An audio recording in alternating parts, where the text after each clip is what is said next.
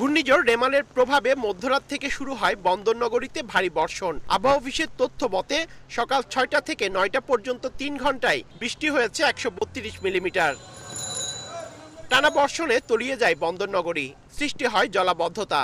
নগরীর প্রবর্তক মুরাদপুর, বদ্দারহাট, আগ্রাবাদ, ২ নম্বর গেট সহ বেশিরভাগ নিচু এলাকা পানির নিচে তলিয়ে যায়।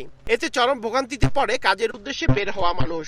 অনেকটা বাধ্য হয়েই হাঁটু থেকে কোমর সমান পানিতেই চলাচল করতে হয় মানুষকে।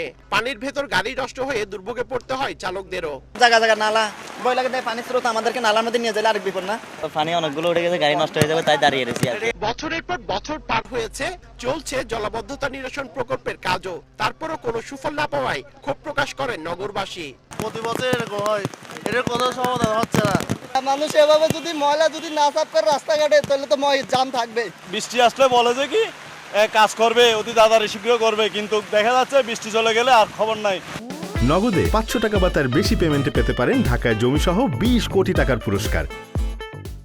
এদিকে ভারী বর্ষণে চট্টগ্রাম নগরীর বাইজিৎ থানাধীন টেক্সটাইল জেট এলাকায় নির্মাণাধীন ভবনের দেয়াল ধসে সাইফুল ইসলাম হৃদয় নামে এক যুবক মারা গেছেন। পরে খবর পেয়ে ঘটনাস্থলে গিয়ে বাইজিৎ ফায়ার সার্ভিস মরদেহটি উদ্ধার করে।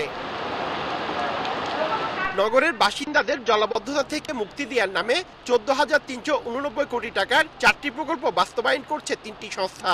ইতিমধ্যে ব্যয় হয়েছে প্রায় ৮,০০০ কোটি টাকা। প্রতি বছর বর্ষা আসলেই বন্দরনগরী চট্টগ্রাম হাঁটু থেকে কোমর সমান পানিতে তলিয়ে থাকবে, এটি যেন এখন অনেকটাই স্বাভাবিক ঘটনা হয়ে দাঁড়িয়েছে। আসলে চট্টগ্রাম সিটি কর্পোরেশন এবং সিডিএর মধ্যে সমন্বয় না থাকার কারণেই এই অবস্থা থেকে পরিত্রাণ মিলছে না বলে অভিযোগ নগরবাসীর। নগরীর প্রবর্তকপুর এলাকা থেকে পার্থপ্রতিম বিশ্বাস, সময় সংবাদ, চট্টগ্রাম।